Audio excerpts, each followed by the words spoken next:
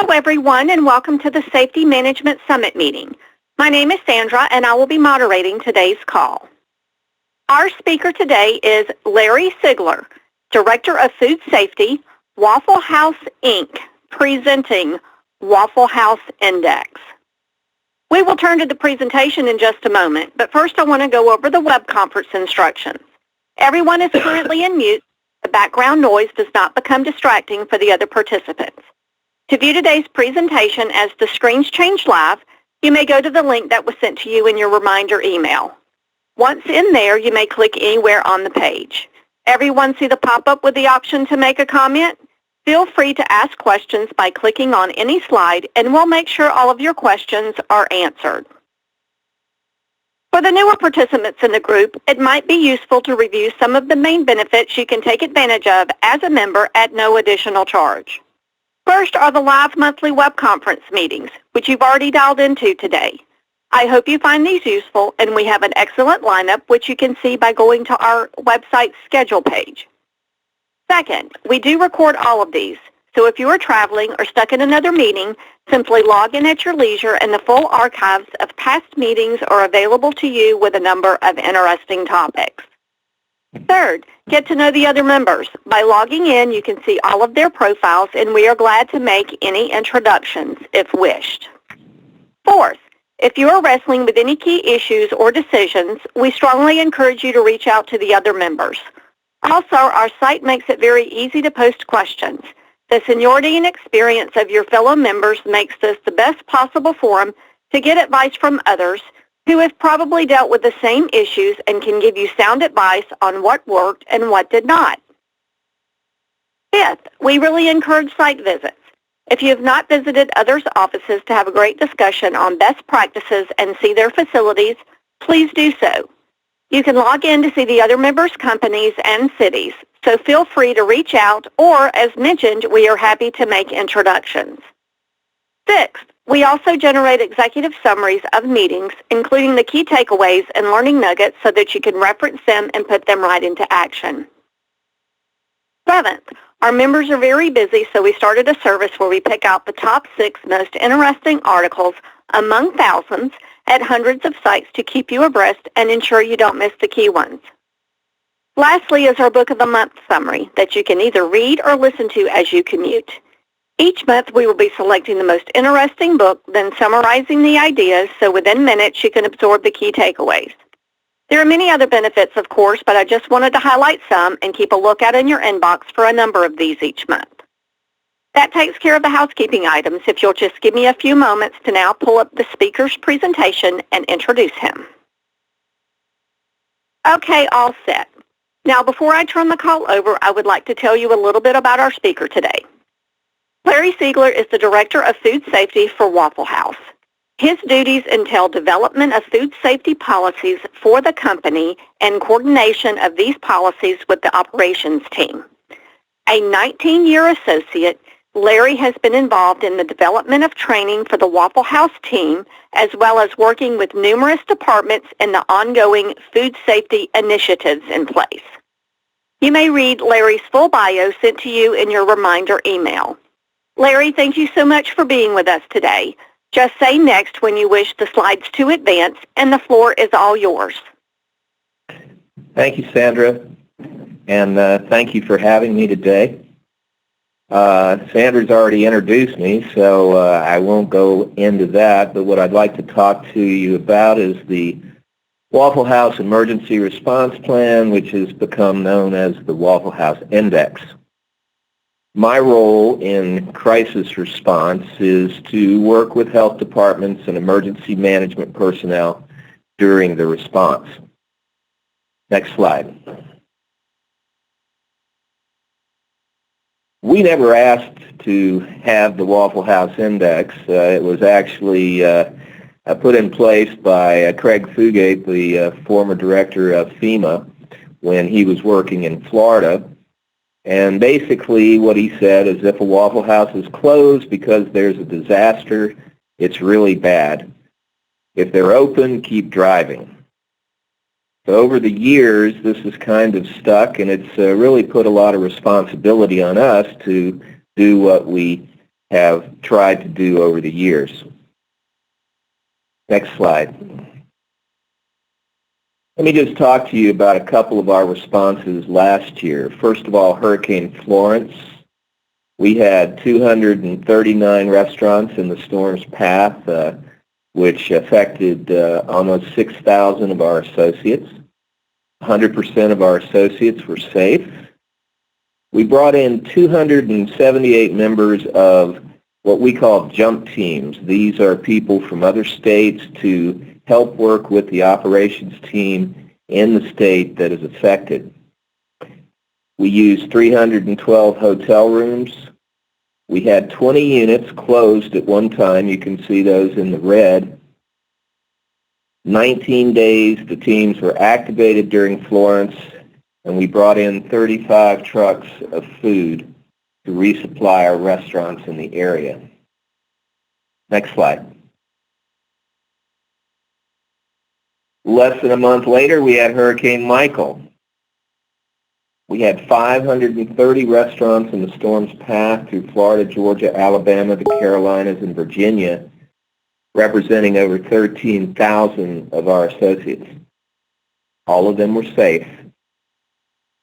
Michael came on shore as a Category 4, only 3 miles per hour less than a Category 5, but it's now been identified that it was actually a Category 5 hurricane and was the 4th most powerful storm in U.S. history.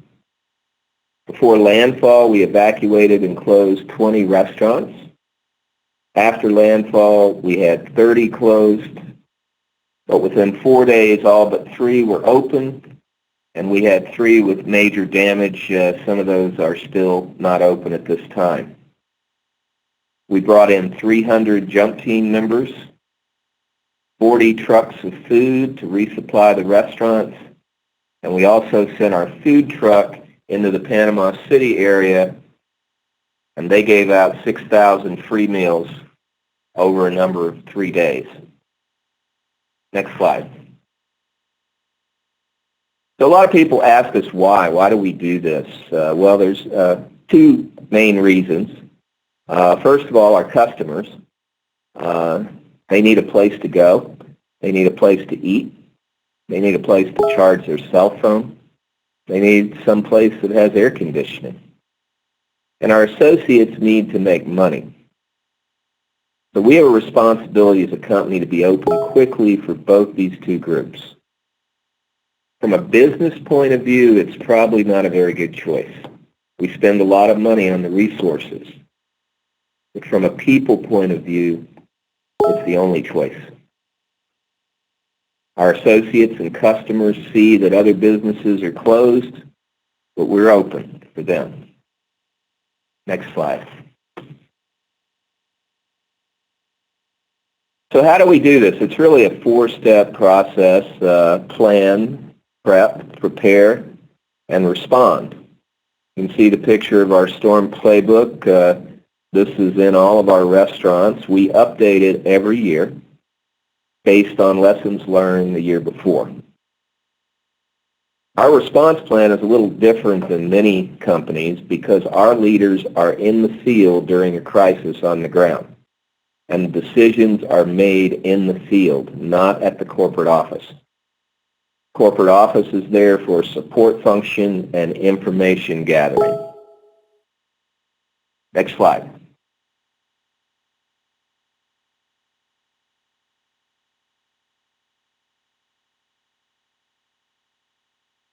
So first of all is prepping before the hurricane season. We have preseason meetings.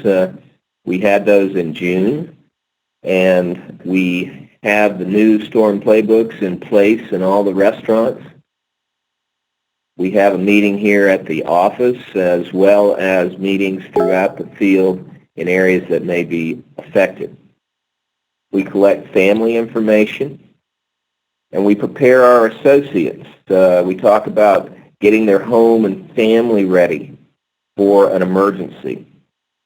We have what-to-do cards that are provided for our associates in our restaurants, and these vary depending on what area of the country they're in. We have hurricane cards, we have tornado cards, we have winter storm cards. depending on what may occur in a particular area. And it tells them what to do before, during, and after the storm.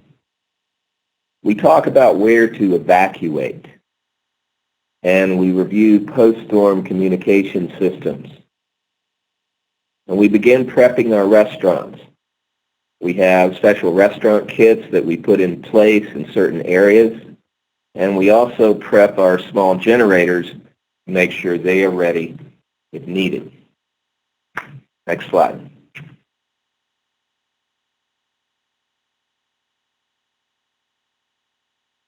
One of the tools that we use is a system as we're preparing as the storm is approaching is called HerTrack. It's a software system that basically tells us where we can expect the most damage to happen to our restaurants. And the one you see on the screen there is actually from Hurricane Michael. And I can tell you from being in place during Hurricane Michael that it was pretty much dead on as far as where we had the worst damage and the minimal damage. Also, we begin tracking storms once they leave Africa. In fact, we have one that's on the radar right now that just came away from Africa a couple days ago. We line up generators and fuel. We line up vendors to supply the restaurants before the storm and stage for after the storm. We'll bring in refrigerated trucks and stage those as close as we could get to what we feel will be the affected area. We line up jump teams and stage ready to come into the area after the storm. Next slide. And part of the preparation is the meetings in the field, preparing our associates, showing them where to evacuate and going over post-storm communications, closing restaurants as needed based on mandatory evacuations. And we rely on the county and state to give us this information. If they deem an area unsafe, then we're going to close the restaurant. Unfortunately, that's really hard for us because we never close. And we don't do it normally. So we actually have a checklist on how to close the restaurant. We stage needed supplies, small generators, fuel, food, and evacuate and stage close enough where it's safe, but also close enough to get into the area quickly after the storm. Next slide. And then we respond after the storm hits. In the field, our management team is checking in with all associates to see the status of them and their families to make sure they're okay. Triaging restaurants to see damage and where to set up generators, fuel depots, food supply, etc. Get staffing for restaurants and start reopening.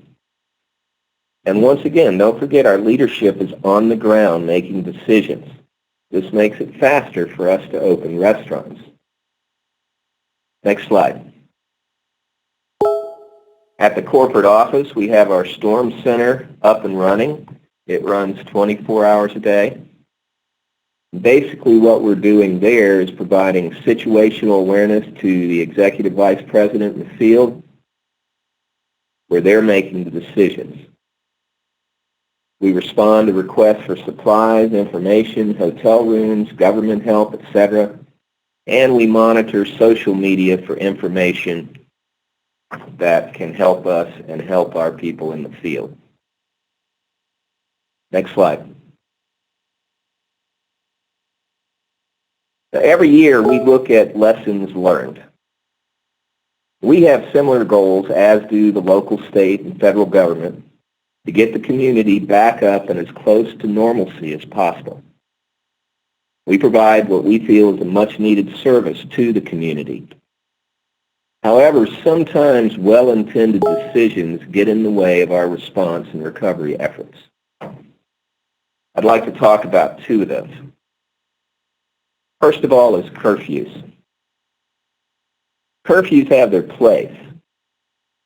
In Florence and Michael, North Carolina, Florida, and Georgia worked with us on curfews. They ruled that we could have reentry passes to be out after curfew. Unfortunately, some of the local authorities said we couldn't be at our restaurants. These conflicting directions can be confusing to everyone. Everybody needs to be on the same page. Our folks are in the restaurants, not on the roads, serving responders and residents. In North Carolina, we worked with the local governments to show we were there for a reason during a curfew. In Panama City and Bay County during Hurricane Michael, we fed first responders. And during Hurricane Irma in Key Largo, residents could be there, but all businesses had to close at 7 p.m. We worked with the sheriff there and got an exemption because we told him that our people would be in the restaurants from 7 p.m. to 7 a.m. and not on the roads. It's all about working with the local authorities and developing those relationships ahead of time. The other area that can be a challenge is evacuations. During Hurricane Florence, Charleston, South Carolina called for a mandatory evacuation 4 days before landfall. The hurricane track changed, and Charleston didn't even get hit. While protecting citizens from storm surge, low-lying flooding areas, and structures that can't withstand high winds is important, the opportunity lies in telling the public where and how to evacuate. During Hurricane Irma, evacuees were eating with us in Georgia, Tennessee, North Carolina, and Virginia. All the hotel rooms in Atlanta were full. The hotel rooms in Orlando were empty. That's where our people were staged. Many of these people could have stayed closer to home if they were instructed where to evacuate within the area. And this would have allowed them to get back to their homes much quicker, and the result would be a quicker recovery for their communities. Thank you. Thank you, Larry. We really enjoyed your presentation. Before I go out and check the chat line of questions submitted, do we have any live questions?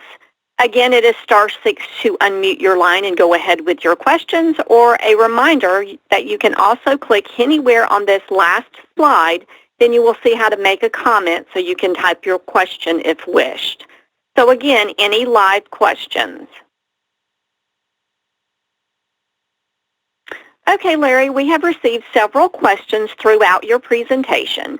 Keep in mind, you may have touched on these, but I'll ask them all anyway, just in case there's something you would like to add to or elaborate on.